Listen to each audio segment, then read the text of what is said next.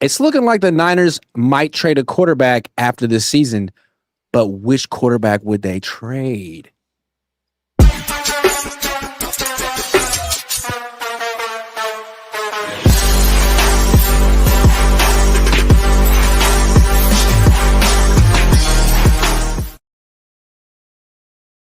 What's up? I'm Grant Cohn. That's Dre Area Sports. We're here to talk about the Niners for the next hour. I'm down here at the facility. He's in his man cave. It's looking good. Dre, how you doing? Good, man. Thanks for having me on. I appreciate it. Absolutely. Before we get into trades, let's stick with the news. We're going to find out exactly what the extent of these injuries are in a couple of hours when Kyle Shanahan talks to the media. But you saw yesterday the news was Keion White, groin injury, practice. Kalia Davis, ankle injury, practice. Alfred Collins, hip injury, practice. Talking about practice. Now, I was at practice. Alfred Collins did not practice the entire time, so this must have happened sometime in between previous. But Kalia Davis and Keion White were out there. I saw them. They looked healthy. Clearly, something happened during these very grueling Thursday practices. It's practice. How does this keep happening in practice? I don't know, and that's the biggest question I keep asking my friends, fans, content creators. How does this keep happening? The Niners have, I mean, if you look at the injury report, right? You saw 3 players on the Rams injury report. You saw like a gazillion on the Niners. And so part of me thinks that, like, hey, look, are they over reporting these injuries? I mean, like, I don't see any team having this many limited to did not practice, to all these names listed on their injury report, but something's going on over there. I don't know what it is. Maybe it's EMF. Who knows? But something's going down. And Keion Clark just got here, and he already got hurt. It makes no sense at all. Is it possible? I mean, I don't think it's necessarily like for the Yorks to say this is the reason we have so many injuries and then find someone responsible. Couldn't you just put it on the coaches and say, look, man, you've had 9 years to find a solution or to change something? They don't seem to change anything. They have the same practice schedule. They always talk about how grueling their Thursday practices are. Maybe they're practicing too hard. Like maybe, I mean, you want to be prepared, but at the same time, it's not really football. You're not really doing collisions, and you're trying to protect your players, maybe like protect them better by practicing a little less. I don't know. Well, it's one of those things too, where it's like, look, man, if they're getting hurt this much, by the time Thursday rolls around, you better tone it down a bit because these guys are dropping like flies. And it bothers me so much because I want to see this team succeed. And the crazy part is that they are succeeding. They're 6-3 with this many injuries. A lot of teams with this many injuries would be 3-6 with their backup quarterback in for the past how many weeks now? Like, what, 7 weeks or whatnot? So, look, the Niners had a chance to really bolster up this team, and they didn't do that. They stood pat, and now we have more injuries. So it's just a very frustrating situation for Niner fans.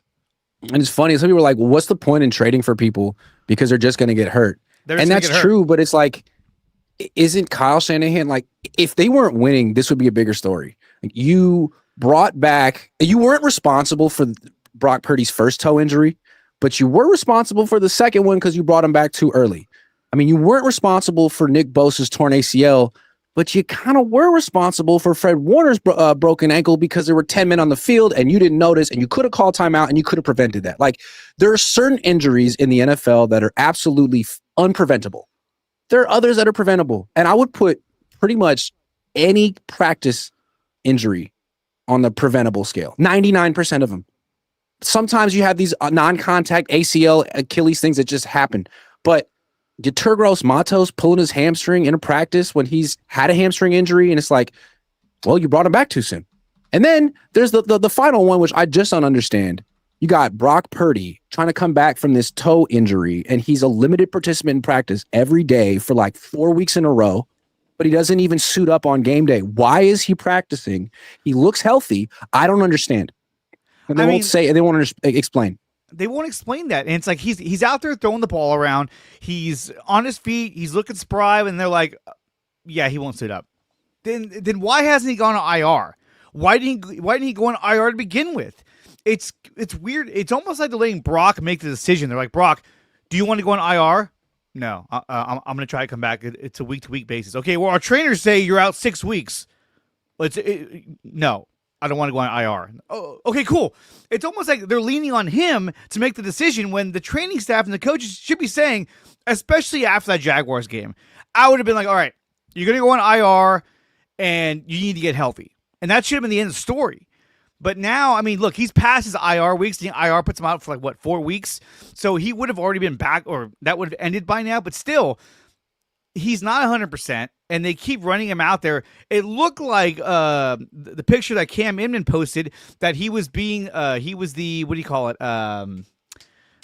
Scout team. He was scout team, exactly. And so it's like they feel confident enough in him be out there to be the scout team quarterback. So when is this guy going to be able to actually take the field as a Niners starter?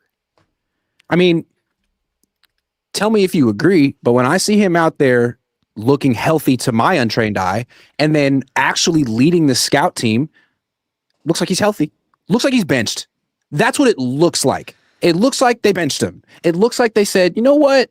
You really sucked against Jacksonville and Max rolling. And when we bring you back, you might be rusty. And we don't need to go through that because Max playing well. So you know what? We'll let you know when you're going to start next. Maybe I'm wrong, but that's just what it looks like. I mean, look, I'm a huge Brock Purdy fan. I mean, I love what he's done for the Niners, but you know, it's hard to say because when you're paying a guy $53 million a year, you're like, hey, that should be our difference maker. That's the guy that, like, hey, if he's healthy enough to go, he's going to get in the game. He's going to make a huge difference. But it seems like they're continually holding him out, saying, well, he's not ready yet. He's not ready yet. He's not ready yet. And I get the idea of like, hey, he's got to be 100% in order to be effective. But there comes a point where you say, well, how long is long enough? I mean, right now on my show, I was predicting that he's probably going to come back against the Panthers.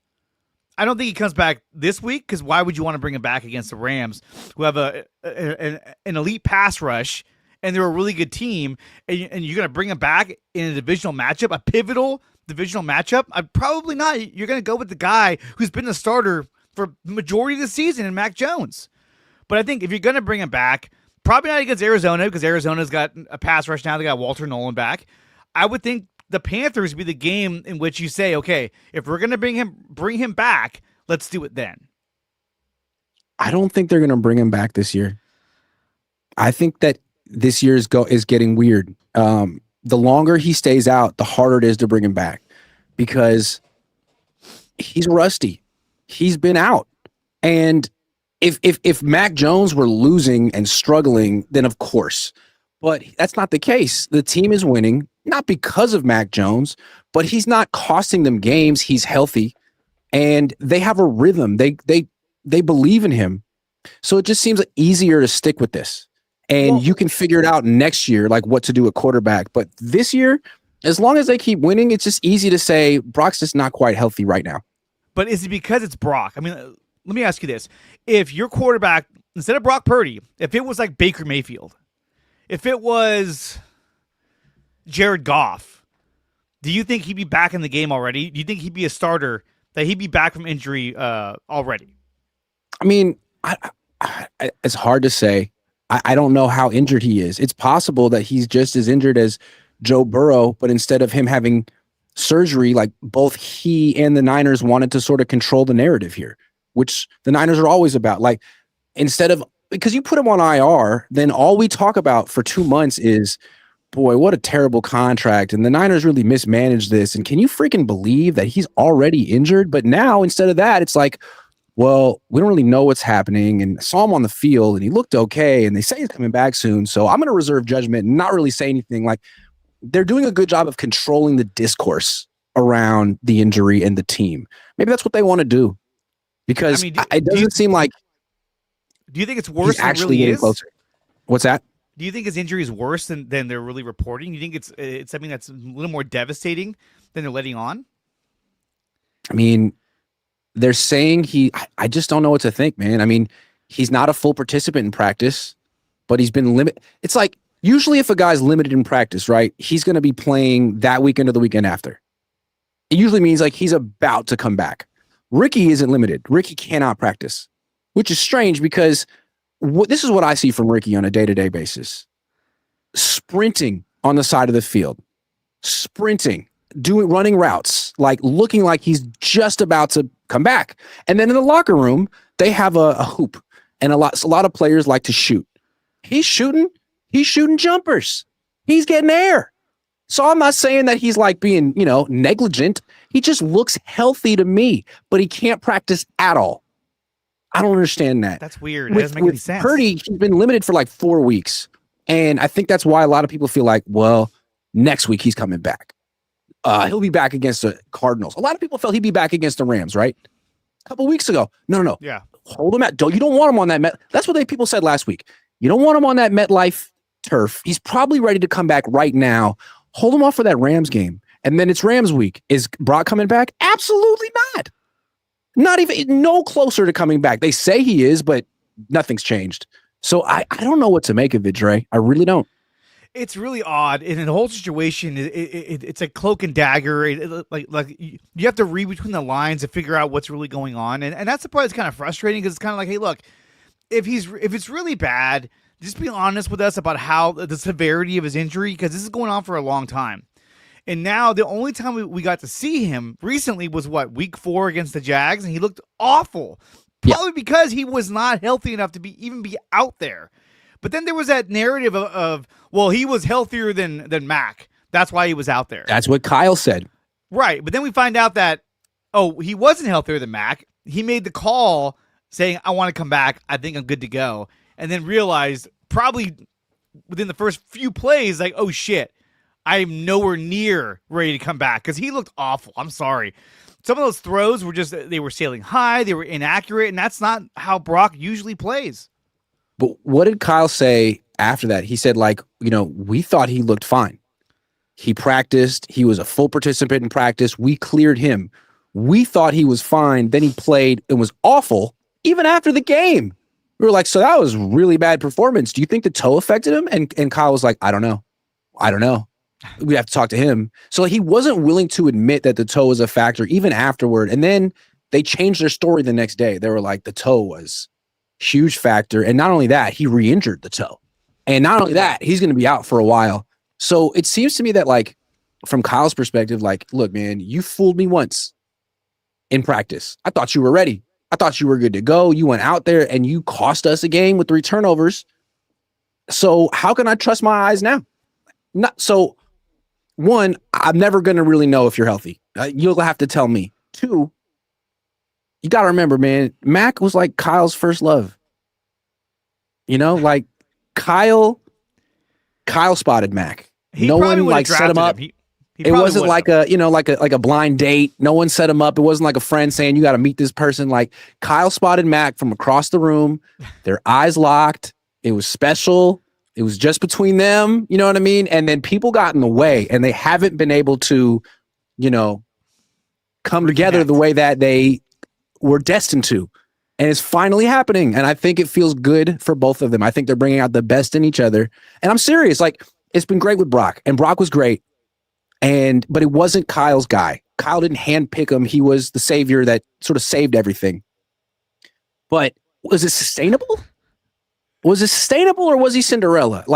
He was great, but he's had injuries and he's had a tough time staying on the field. And if it's not his elbow, it's his this, it is that. Max seems to be at least durable, and how Kyle feels about him. So I guess I'm not surprised that it's going this way right now. Well, I think there's a reason why Kyle Shanahan, why the team acquired Mac Jones, because he wanted a capable backup quarterback like he had with Sam Darnold. And so did he think that Brock was going to get hurt this year and be out for this long? No. But when he had his choice on who can we get as a backup, I think Mac Jones definitely appealed to Kyle Shanahan. He said, hey, look, this is the guy I wanted to draft. This is the guy I wanted to draft over Trey Lance. And we saw what happened to Trey Lance. I mean, the guy's still, unfortunately, he's still a journeyman. He hasn't gotten a chance to be at starter, where, I think he's in San Diego. But looking at Mac Jones, I mean, he's got 10 touchdowns to 5 interceptions. At this point, he has more interceptions than Brock Purdy, but Brock Purdy's only played in 2 games, but he has 4.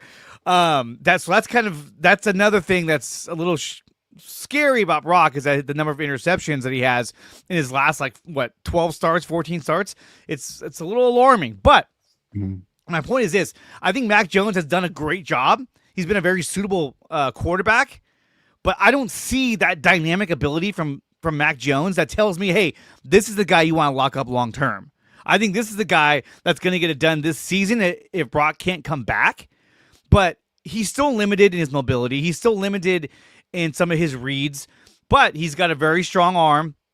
He's got a pretty accurate arm as well. And I think, to me, this feels more like a Jimmy Garoppolo type offense, but with a stronger arm. And I think he's better than Jimmy Garoppolo. So I think he's playing a higher level of what they were trying to do back in 2019. Yeah, I'd love to see Brock with, I'd love to see Mac with like Ricky Pearsall for a month. I'd love to see Mac with Brandon Ayuk. I feel like we saw Mac in college with some serious premium burners on the outside. He was big time in Alabama. National championship. Yeah, absolutely.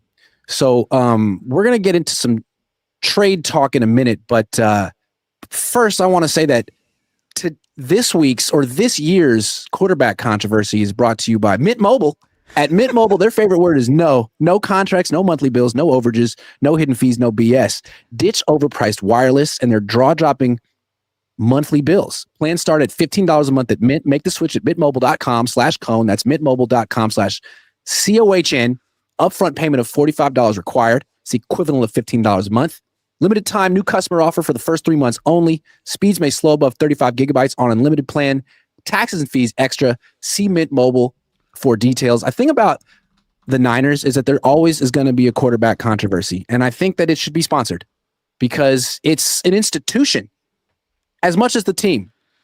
People have been arguing Niners quarterbacks who should start from the Steve Young, Joe Montana days.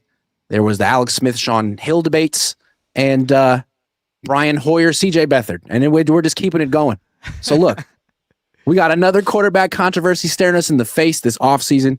It's not a controversy yet because Brock is hurt and they can just avoid the whole topic. But this offseason, the Niners are going to have to figure something out. And I think a lot of people are looking at Mac saying, you know what, this is great. He plays well. Maybe he goes to the playoffs. Maybe wins a playoff game. Imagine what they could trade Mac for. Do you think the 49ers will trade Mac Jones this offseason? No, I don't.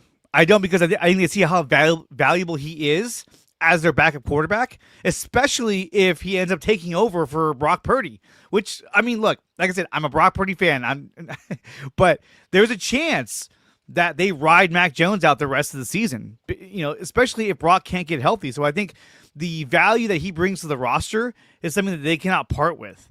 But if they did trade Mac Jones, I think next in line to be his successor, probably Kyler Murray, probably maybe could be Jacoby Brissett. It's going to be that quarterback that never really got a shot, but always, had the potential.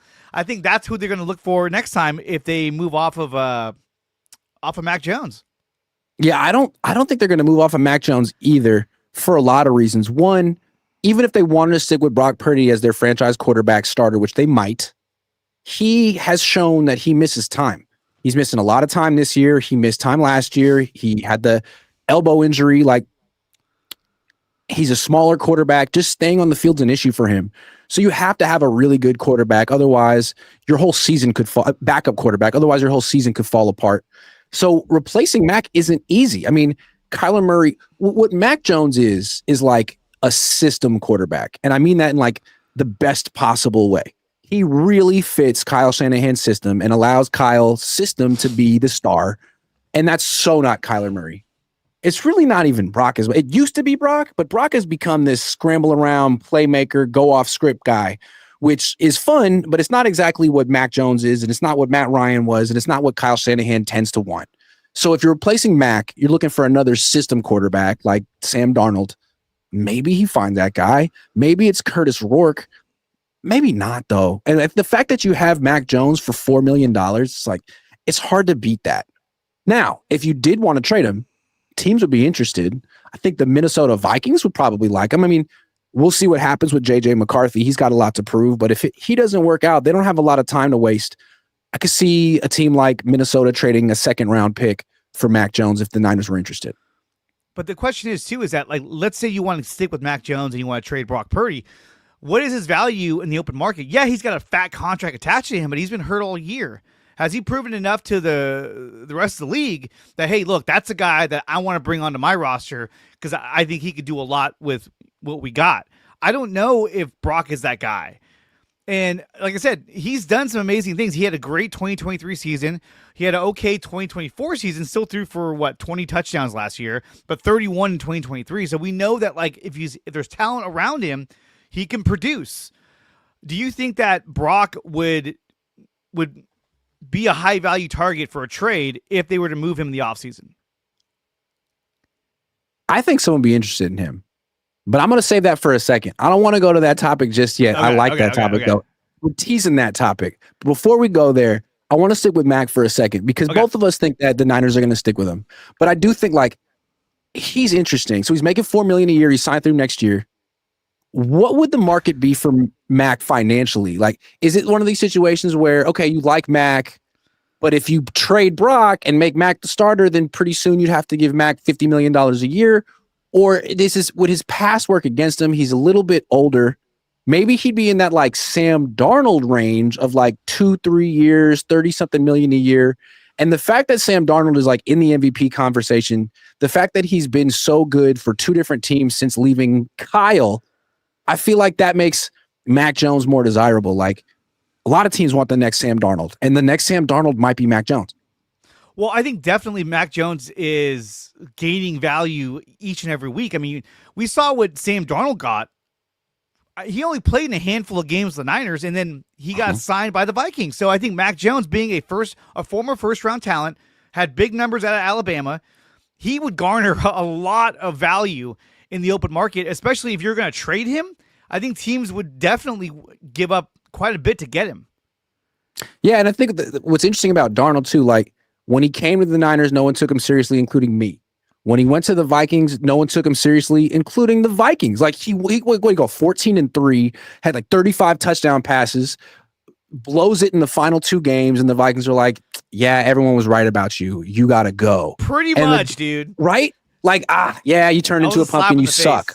Yeah. And then he goes to Seattle, and now it's like, oh shit, like, last year wasn't a mirage. He's really good. That's like the best signing of the offseason. And I think it kind of changes the way people look at quarterbacks. Like, you can't write off these guys too young. And when they do break out at 26, 27, maybe put some stock in it. And I think that's essentially what Mac Jones is doing right now. Now, I think a lot of other teams could look at that and say, could we necessarily have more success with him than the Niners are? That being said, it's not like the Niners are super explosive with a ton of playmakers right now. You put Mac Jones on the Vikings and gave him Justin Jefferson and Jordan Addison, he'd probably look pretty good. I mean, but Sam Darnold, I mean, the Seahawks don't have, like, this explosive offense. Yeah, they got Smith and Jigba. They got that one wide receiver who's nice. But they're not loaded with, like, all these crazy guys. And he's thrown for, over 2,000 yards, 16 touchdowns. He has a quarterback rating of 116. It's him. And now, look, and I hear fans saying, like, oh, we should never got rid of Sam Darnold. Well, we don't know what he would have became if he would have stayed here. But I think coming here definitely helped Sam Darnold in his progression and his development just by being here, being around Kyle Shanahan, being around this offense and this coaching staff. I also think that, like, for years, teams would convince themselves, like, hey, man, if you have a quarterback you like, you got to make him one of the highest paid players in the league when it's time to give him an extension. Like, it's either have a guy on a rookie deal or have a guy at the top of the market. And I think that's a big reason why the Niners signed Brock. They're like, this is the price to do. You have to do this in the NFL. There's really no middle ground, but there is a middle ground. It's this Baker Mayfield, Sam Darnold contract. And I think it's good as more quarterbacks succeed at that price point and teams win with quarterbacks at that price point. Teams like the Niners and the Jaguars and the Dolphins will be envious and feel like, we want that. I mean, why are we spending all this money for what are we getting for spending an extra $20 million a year? More production? Not necessarily. Well, look, when it comes to Mac Jones, right? Like I said, he's done a great job as a starter. he's had his turnovers. He's had his strip sacks, because he's not very He's mobile. Not an elite quarterback. He's not an elite. He's not an elite quarterback. But I think for this season, he's doing a great job. And he's a guy that I would keep around.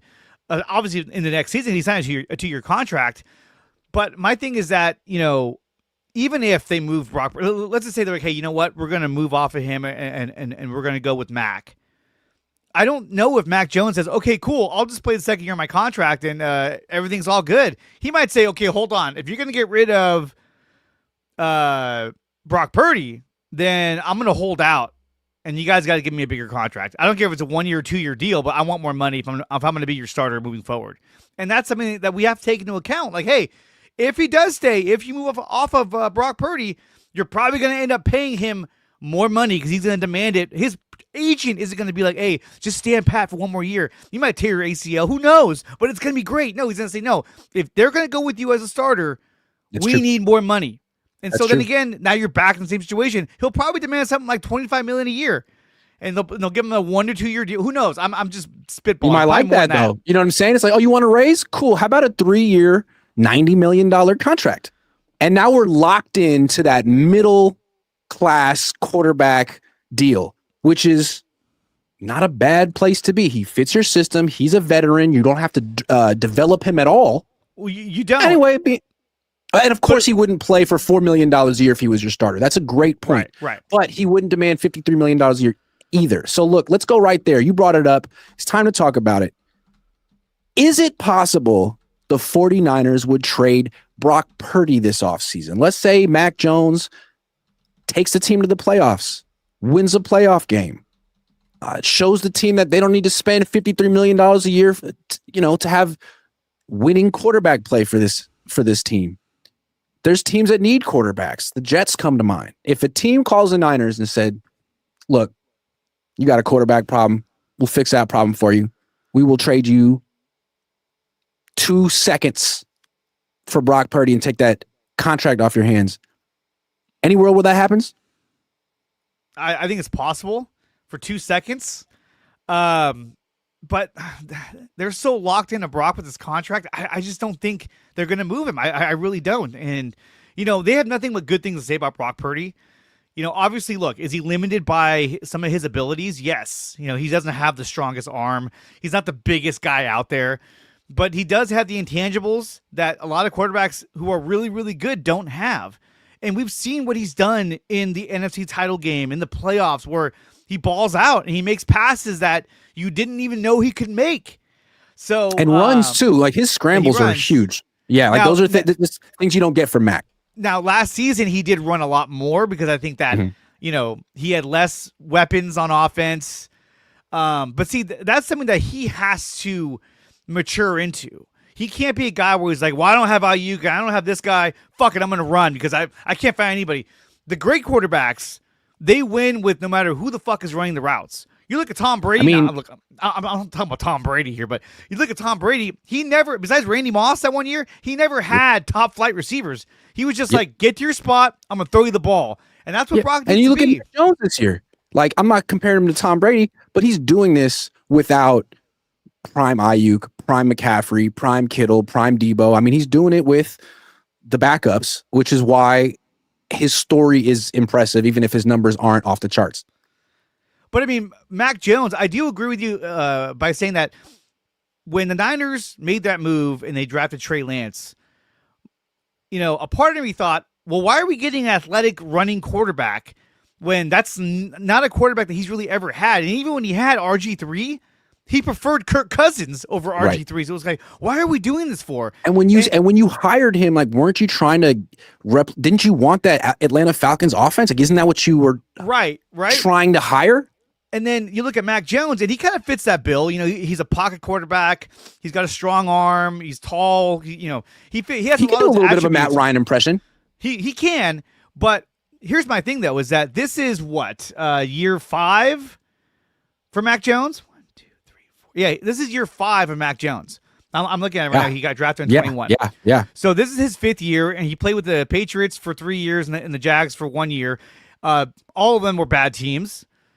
Yeah. But imagine if we would have drafted him, if this was his rookie year, I think we'd be like, hey, this guy's going to be good. Like, I'm sold. But this is his 5th year.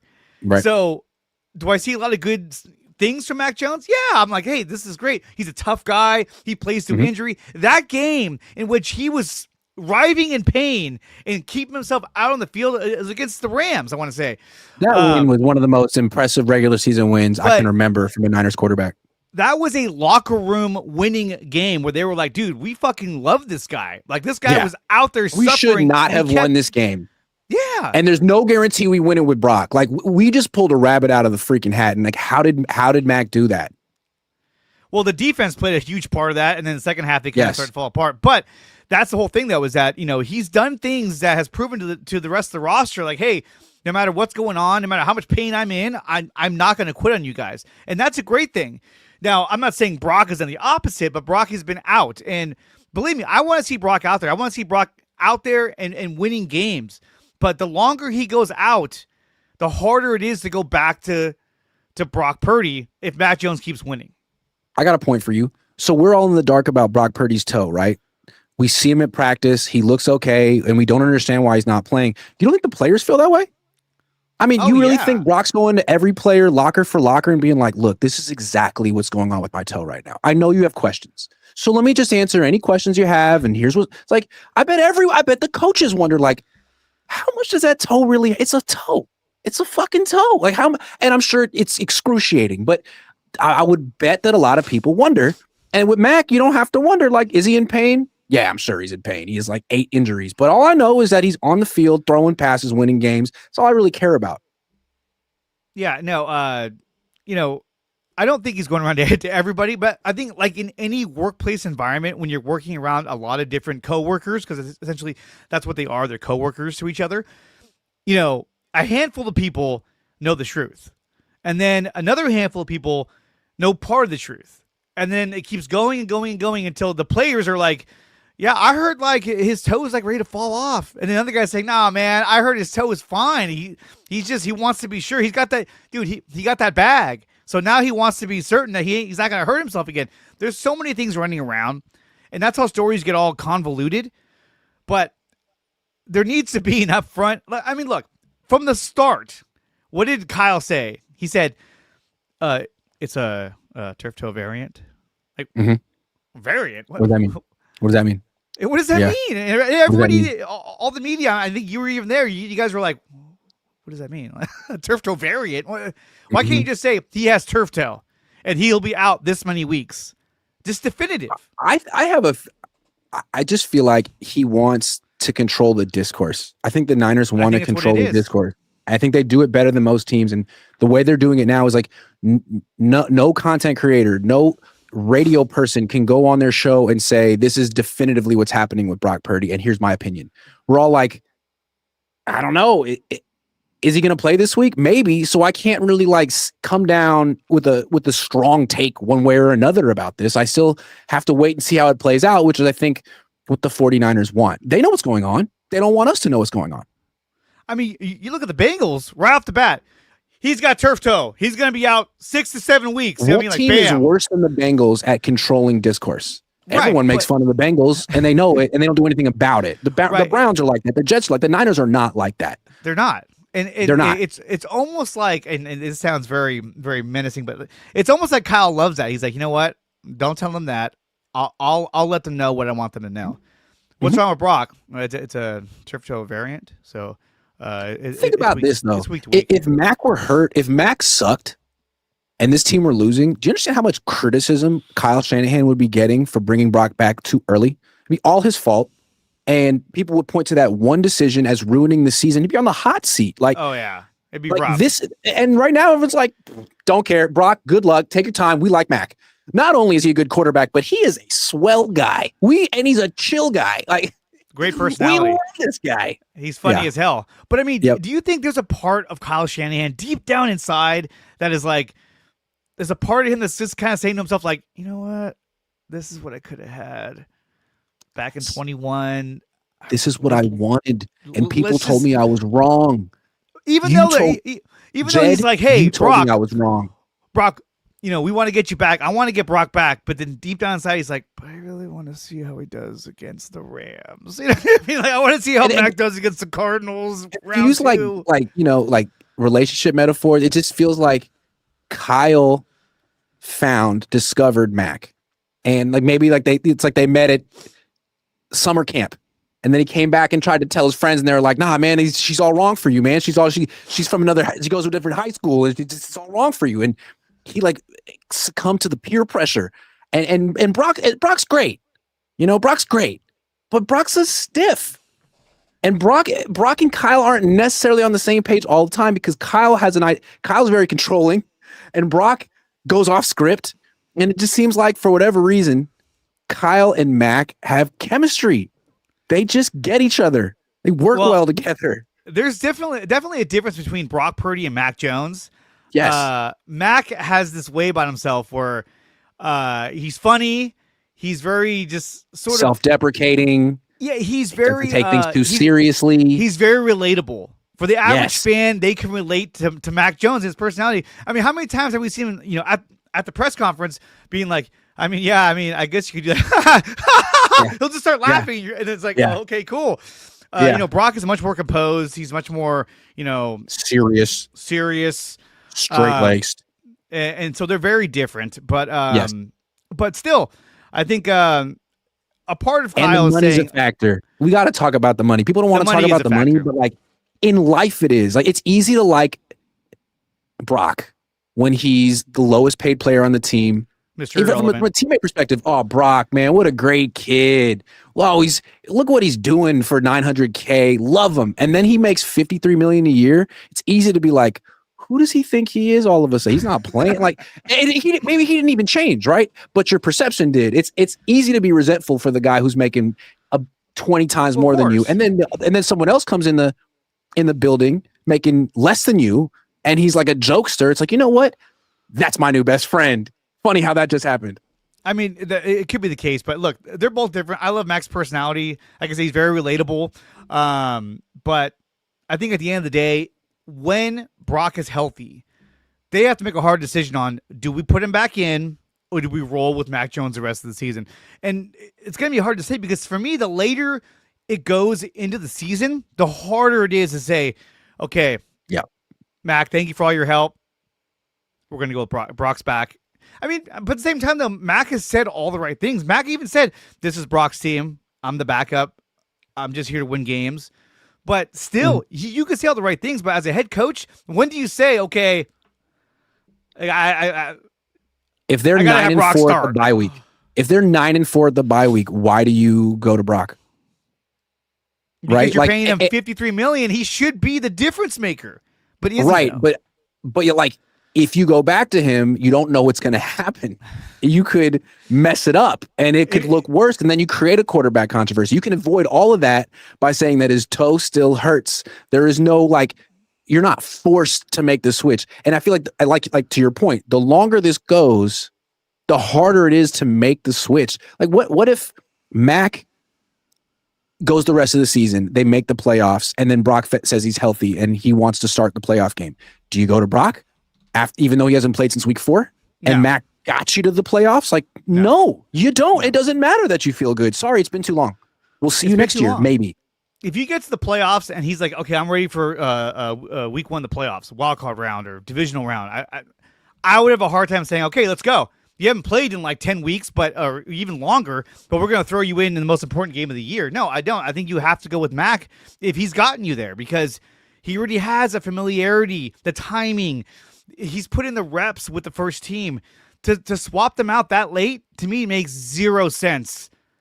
0 sense. You have to get you have to get Brock back no later, in my opinion, than the Carolina game. So again, the question was, are the Niners going to trade Brock Purdy in the offseason? I think there's a legit chance if Mac keeps this up for a lot of reasons. 1, Mac was Kyle's first choice. He was his first love. 2, no one really wants to spend $53 million a year on a quarterback if you don't have to. 3, the Niners may not have to anymore if Mac Jones shows he can do the job. So if a team's interested and the Niners have another option, I could see them, offloading him to the Jets to get rid of that contract. I mean, it's not like the Yorks really want to spend that money if they don't have to.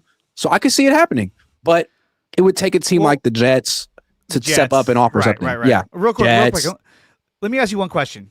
Do you think it's a better idea if you're going to bring Brock back? Let's say even Jed York is like, let's say you're Kyle Shanahan, right? Imagine Grant as Kyle Shanahan. Imagine if Jed's like, hey, I don't give a fuck how good you're playing. I want him back out there. We're paying him a whole bunch of money. He's got to prove this contract. Okay. Do you bring him back against Carolina at home on Monday night? Or do you bring him back after the bye week? Cleveland? I'd wait until after the bye week. Against Tennessee. The game's going to be tough. That's a good defense. It could be raining. And he lost to the freaking Browns 2 years ago when the Niners were stacked. So they did. I mean, what's his name? Jake Moody helped out with that one. But really, are you going to make a quarterback change in early December? That's what I'm saying. That's really, really late. And like I said, I love Brock. I'm a Brock fan, but like in terms of the continuity with the team, it just seems really late to say, okay, now we're going back to Brock. Now, here's the question though. If this was, let's say, Josh Allen, if this was a this is exactly what I wanted to say. You'd probably say, hey, you got to get him back in there. Maybe not. Look, here's what I'm saying. Look at Cincinnati. The same thing's happening in Cincinnati, okay? Same injury. Burrow is looked at as like so much better than Brock Purdy.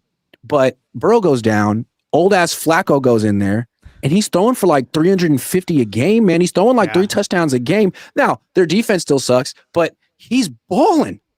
And I think they're in the same position. Like Burrow at some point will come back, but if Flacco puts you in position to go to the playoffs and he's balling and you're winning, then even for Joe Burrow, I think you stick with the hot hand, as crazy as that sounds. That's why I'm trying to think I think that puts perspective on this situation. It's not just a Brock thing. It's not just a Brock thing. It's a football thing. If one guy takes you this far, there's really no reason to change. Even though like Brock's sexier than Mac, like Joe's sexy, like Burrow's sexier than Flacco. All right, well, we can always go back to you when we need you. But for right now, we're going to go with the non-sexy quarterback. I like Alex's comment, trade Brock for Joe Burrow. Yeah, the Bengals would be like, let's do it. Yeah. I do love Joe Burrow. I love his story, his whole career. Really he's really good. And you could argue that he's like a borderline Hall of Fame player in this. I mean, he doesn't have a Hall of Fame career, but was Eli Manning a better quarterback than Joe? Every time Joe gets an opportunity, a receiver, he kills it. And the one time he really got benched was for Lamar Jackson, which is like no shame in that. He's a great player. He's not as good as Lamar Jackson. Eli Manning was, you put me in a clutch situation, I'm going to win. Eli. I don't care who I have. I'm going to win.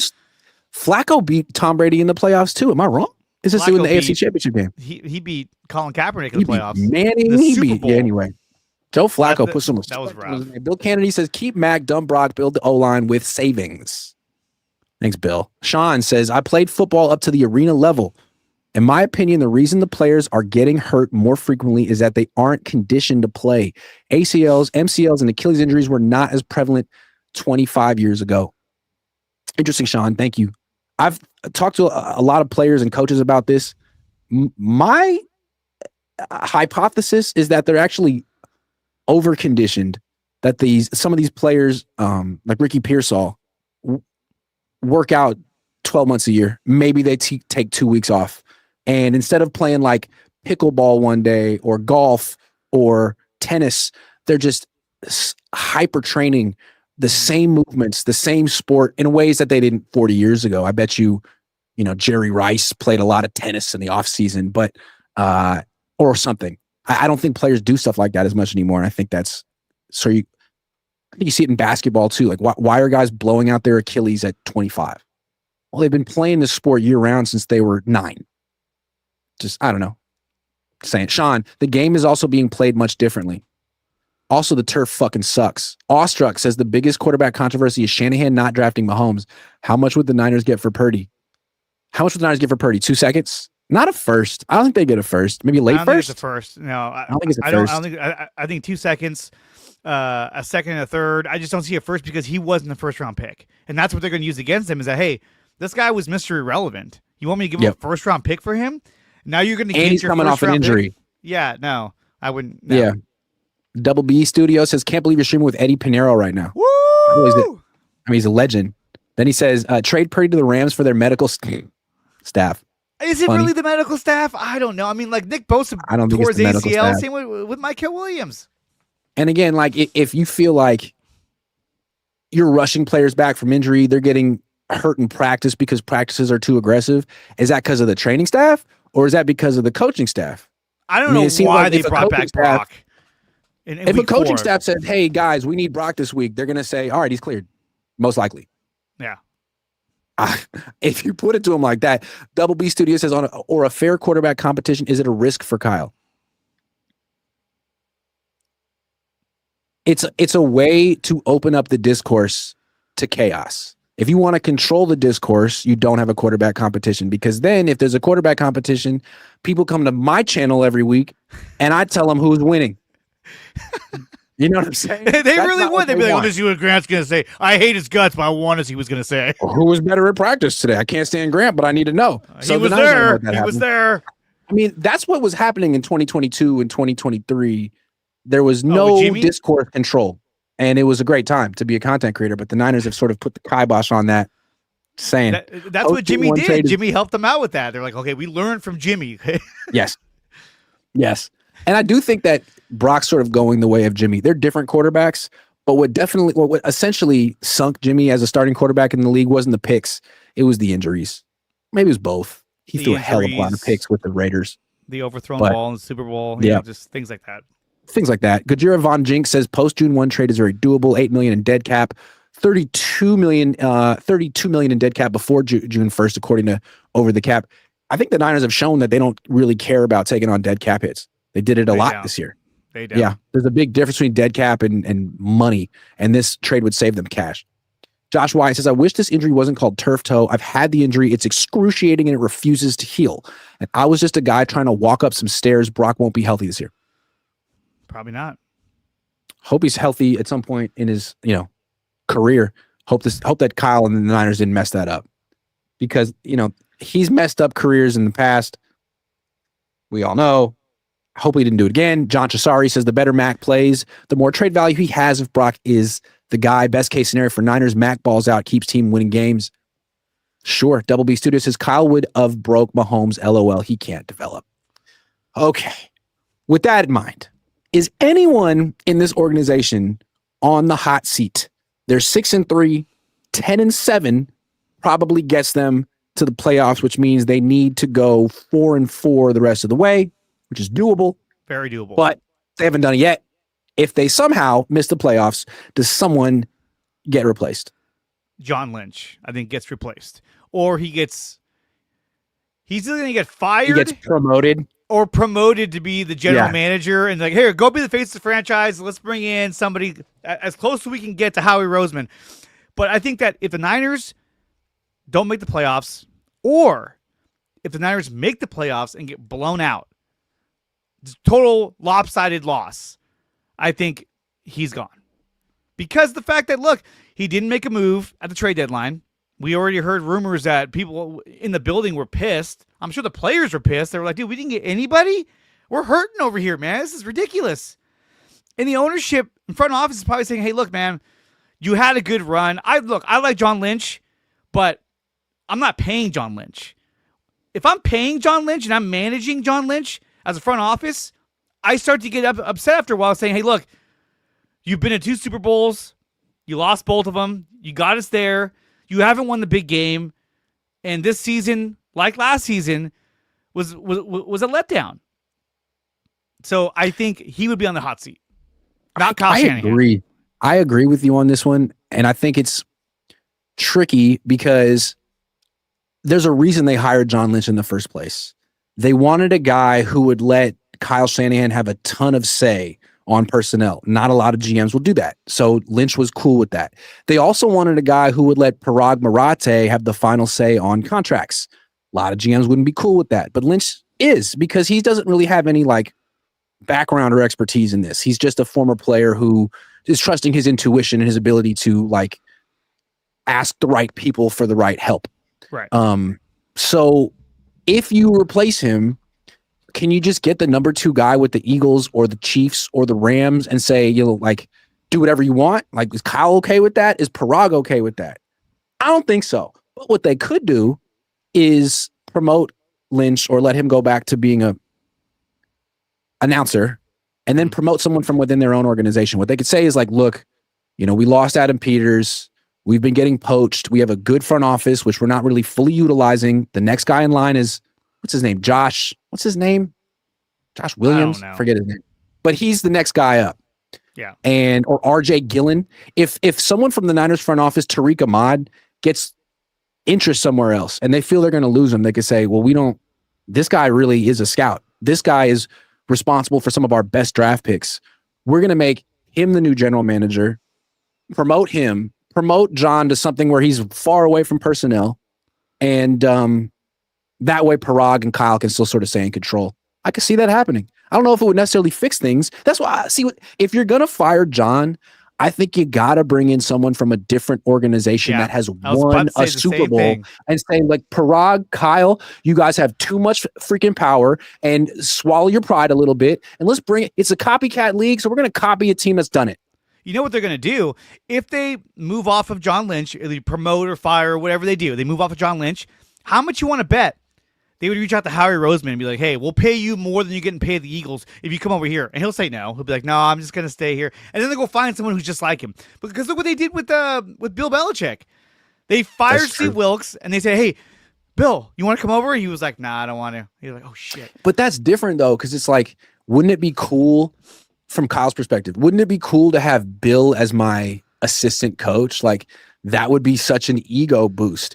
But to bring in... They're doing that this year with Robert Saleh there. You're going against two head coaches. That's true. But what I'm trying to say is like, this is a very arrogant organization.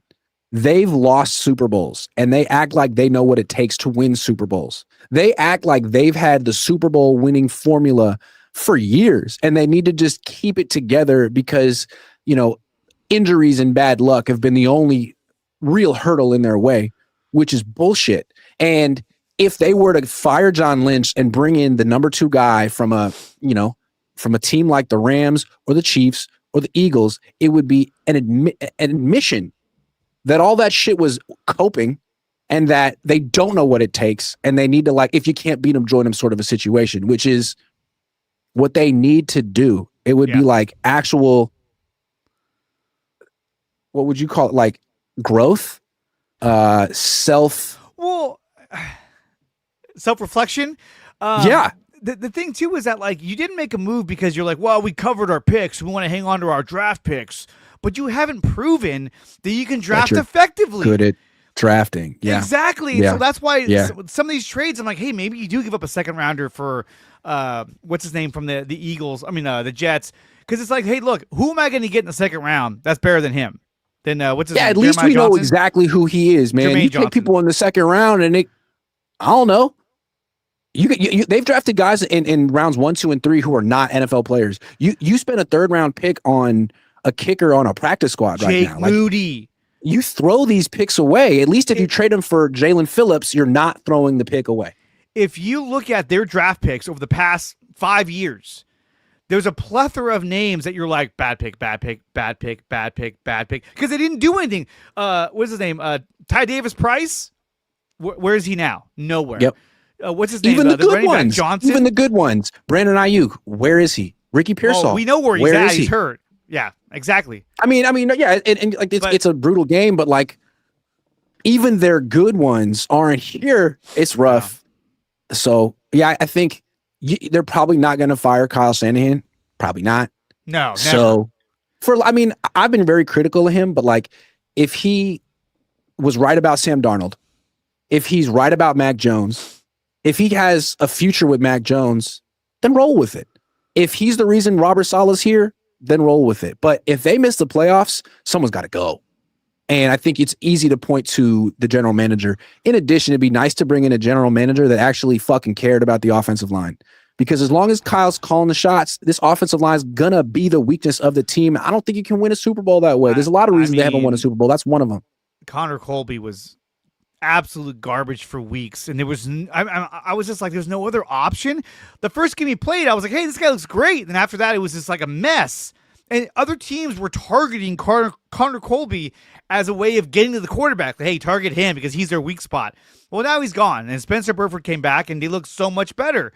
And they're going against a Giants defensive line that specializes in pass rush. You have Brian Burns, you have Thibodeau, there's another guy over there. So that's their thing. They're like, hey, we want to make you throw the ball because that's what we're good at. We're good at pass rush. And the Niners neutralized that pass rush, which was great. Are they going to do it this week? Well, we'll find out. Jake Brennan's coming back, so. Yeah, he is. MVix Media says dump Brock's contract just to pay Mac. Then what's the point of that? Then you're like, oh, we dumped Brock, but now we're paying Mac all this money. And again, is Mac the quarterback you look at and say, this is the guy. This is the guy that's going to put us over the top? I don't think so. I think he's good and serviceable and does a great job, but he's not that guy. He's not Matt Stafford. And I don't know. No. Has he hit his ceiling? Or do you think but there's neither still more? Is Brock, in my opinion. And so what I would say is the reason to trade Brock wouldn't be to turn around and give Mac Jones $53 million a year. Like, absolutely freaking don't do that. What you would do is turn around and give Brock, give Mac a 2-year extension, maybe a 3-year extension. You could give him the 3-year, $100 million extension, which isn't really 100, and you can get out of it after 2 years. It's that middle ground contract. And maybe you don't want to do that. We still have 2-3 more months to gauge where we're at.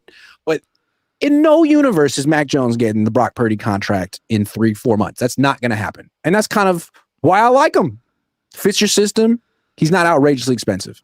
The guy they needed to get was Baker Mayfield. When he was a free agent, when he was a journeyman on the Rams, remember? That's when they should have jumped on him. Because, I mean, look, you look at what he did against the Niners. Dude, he looked phenomenal. He's the reason why they won that game. Yeah. He's a great quarterback. Double B Studio says, is the Niners' problem diet? I don't know. Yeah. Josh P says, Lynch is on the hot seat. We have dog shit drafts, and we don't go for best player available. Draft players who fucking stand out. Don't draft for need. I mean, there's been a lot of players they drafted that have not worked out. I don't know what their system is for drafting. It sounds like it's like, okay, I got my pick.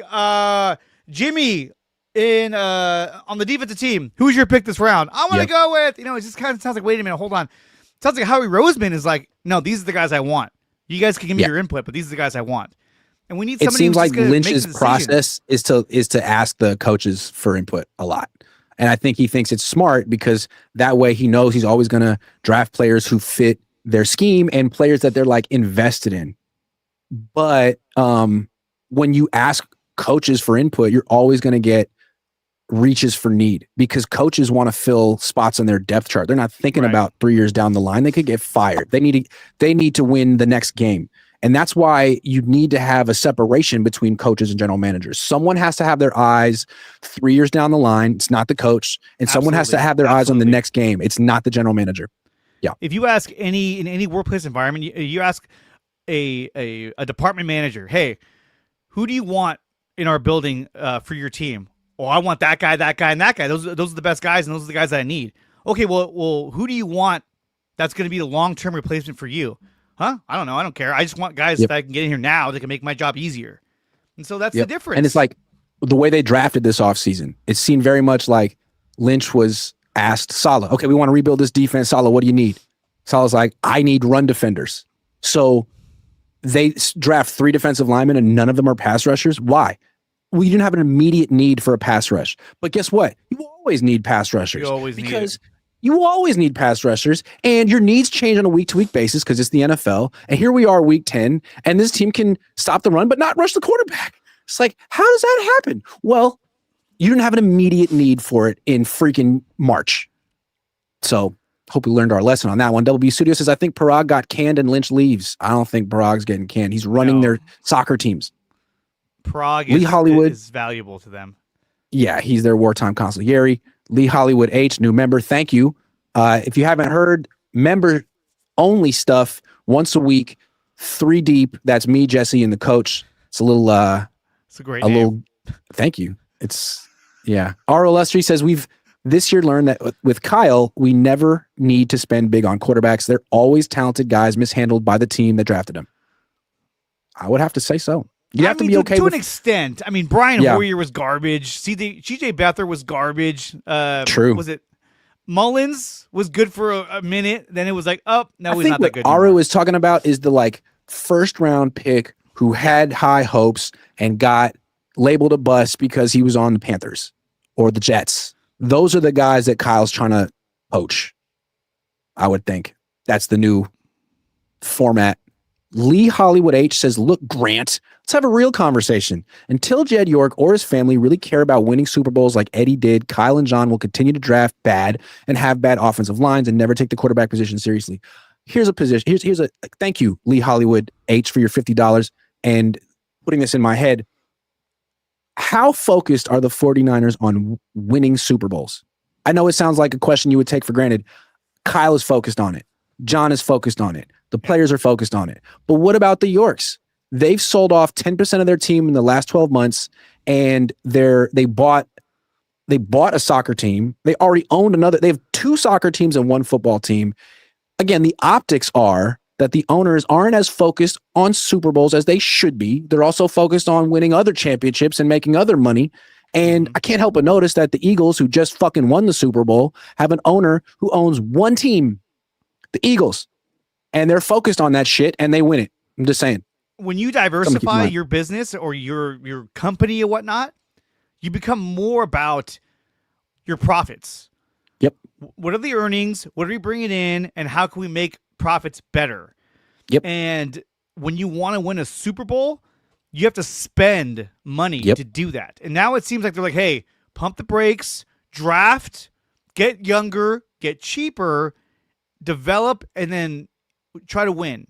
And it seems try to win. You know what I mean? Like, it just seems like ever since the end of last year, they were like, new philosophy, draft, get cheaper, and try to win as much as you can. Yeah, it seemed like the Yorks and Parag were very into, let's win this Super Bowl so we can legitimize ourselves against, Eddie DeBartolo, Bill Walsh, Carmen Policy. We're in their shadow. So the way to get out of their shadow is to build a stadium, did that, and 2, win a Super Bowl. Well, they're 0 for 3. So can't do that.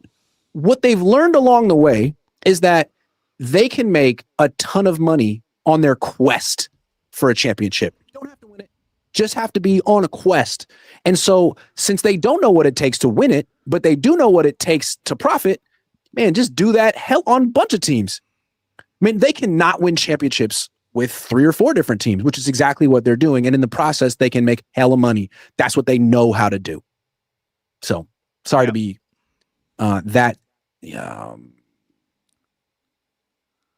bleak. It's the truth, though. It's the truth. It is, man. That's what they're good at. Players get more hurt now than before because NFL cracks down on steroids, which thickens muscle tissue. So this is NFL's fault. Can you investigate? Yeah, I'll get right on that one. Get on that, Grant. Justin says, the day we move on from Lynch, I'm crying tears of joy. They need a new draft philosophy. Bad rounds 1 to 3 have been abysmal. Yeah, I think if John Lynch stuck around and you promoted him, you brought somebody else in who was more of a player personnel expert. To me, that's the winning formula. You don't have to fire him, but then again, he's a competitor. If you say, hey, we're going to promote you, he might say, whoa, I know what you're doing. Fuck that, I'm out of here. You never know. And again, they need to get over themselves and bring in someone from outside the organization. If they were to do that, that would to me be the most promising sign. You bring in someone from the Rams, that would be interesting. Fire your training staff. Sorry, Dustin Perry, and bring in someone from the Rams. I looked at their injury report. 3 guys on that shit this week. Bring in someone from the Rams injury department, strength and conditioning, and then bring in someone from the Eagles personnel department. That would be a serious move. That's what Eddie DeBartolo would do. So it's a copycat. 3 guys, and the Ravens yesterday. The Ravens reported 0 players on their injury report for the 2nd straight day of practice, and I was like, "What's that like? How?" You look at the Niners, I'm just like, that's what I'm saying. Like, are you over-reporting your injuries? Like, what's wrong with you? Doubt it. I have a sore tummy. Sore tummy. Put him down. Limited. You know, it's kind of like there's just so. True. You're telling me all those players on the Ravens, the Rams, whoever, they're like tip top. Like, yeah, we're ready to go. They don't have any ailing ankle injuries or knee injuries because they're like, D. Winters, knee bruise. Like, wait, what? Nobody has these? I feel like they're over-reporting all their injuries. I really do. I think you might have something here, because what the theme of the show today is controlling the discourse. And what do the Niners want us to say about them? A lot of injuries. Hey, this is just beyond the pale. I mean, this is like nothing we've ever seen. I mean, forget all the guys on IR. Just look at their practice report. I mean, there's 15 names on it. I mean, and that's the conversation constantly. Not like, are they going to make the playoffs? It's like, if they make the playoffs, is Kyle Shanahan the coach of the year? Should he get an extension? You know what I mean? Some of those guys on the list, they end up playing on Sunday. And you're like, wait a minute, that guy was hurt all week, and now he's playing. So to me, it's like, hey, look, like you were saying, controlling the narrative, right? Let's just put as many players as we can on there. We're hurt, we're banged up, but we're that's all you can talk about. And we're winning games. Yeah. Because we don't give up. We don't take no shit from anybody. You know what I mean? Like, we're a great story. There you go. We're a great story. And look at 2023. We should be getting more recognition. In 23, what was the story? Mr. Irrelevant is leading us to the fucking Super Bowl. Yep. And you know what? True. That whole thing got screwed up because Brock Purdy, more than likely, had a shot to beat the Eagles and then gets the Super Bowl in his first year. And I guarantee you, if anyone thinks that this game is rigged, the NFL would have made Brock Purdy the Super Bowl champion and MVP of the Super Bowl if he would have beat the Eagles. I mean, come on, that's like a Disney movie right there. Yeah, and absolutely. Instead, he got hurt, and they were like, oh, shit. And then the next year he got there, but it just didn't seem like as magical, probably to the NFL, as it did the year before. Because, like, well, he did this last year, so it's fine. I mean, whatever. But they it's our PrizePicks segment time. I always think it's funny to watch PrizePicks try to figure out throughout the week who's going to play. And I don't know, someone must have told him that Brock Purdy is going to be the quarterback in this game. I'm a little confused about how they feel that way, but why not? Well, hey, do you think Brock Purdy, if he plays, which he won't, but if he plays, you think he'll throw for more than 199 yards? Yes. I think he will. That was a hard yes. A hard yes. Why not? I just want to have Purdy on my sheet. Okay, Matthew Stafford, 264.5 passing yards, more or fewer? More. I think he throws 300. I mean, it's a 7-on-7 game. I think he's going to go, for a lot. I think he's going to go off. Receiving yards. Okay, how about George Kittle, man? This guy's been doing a whole bunch of nothing since he got back. He's blocking. But all he's doing is taking targets away from my favorite player ever, Jake Tonjison. Is really chapping my hide. So do you think he actually steps up? 51.5. That's all he needs to do. Where'd you go, buddy? Where'd you go? It's gone. There it is. I would say that, yeah. Has to. They lose if he doesn't get 51.5. So I'm with that. How about the forgotten man, Kendrick Bourne? 33.5. I would say more. I think he's going to end up somewhere around 47 yards, 46 yards. Because their offense is worse. Outlet. Yeah, I mean, they're better when they get him involved. Puka Nacua, 93.5. More. He went for 85 against the Niners last time. And I think he was kind of banged up, too, last time we played him. So okay. I think that's going to be a huge focal point. Devontae Adams. How about this one? Touchdown. More or less half. I would say at least one touchdown. He's a big target, so, and if they get in the red zone. Okay, we went Moores for all, and we were feeling very generous and excited and optimistic. So we're going to flex it just in case, although we're right, submitting. And if you want to play, download PrizePicks yourself. Use promo code COHN. Play $5. Get $50 instantly in lineups with that promo code. It's my last name, COHN. PrizePicks available in 45 states, including California and Texas. Yeah. Those are our topics. Yeah, man, they got practice in about 15 minutes. You think Keon White's going to be out there? He better be out there. We just got this guy. He's our savior, I thought. I think he'll be out there. I think he won't be practicing, though. I think they're probably going to say, hey, just take it easy. The groin. Because he has to play. You think they're going to list Brock as questionable? They have to, right? He was questionable last week. Absolutely. But what are the optics of him being the backup? Like, oh, he's going to be our backup today. Like, wait, what? Why can't he start? What if both Mac and Brock split series in this game and they have a 2-quarterback system? Like an opener and a closer, like Major League Baseball. We'll have Brock open it, Mac, you close it. Maybe. That's funny. All right. John says, Grant, time to find the razor. Focus on a win. Hey, thank you very much, John. I appreciate it. I got to run. Dre, great stuff. Yeah, man. Thank you. Absolutely. Take care, everyone.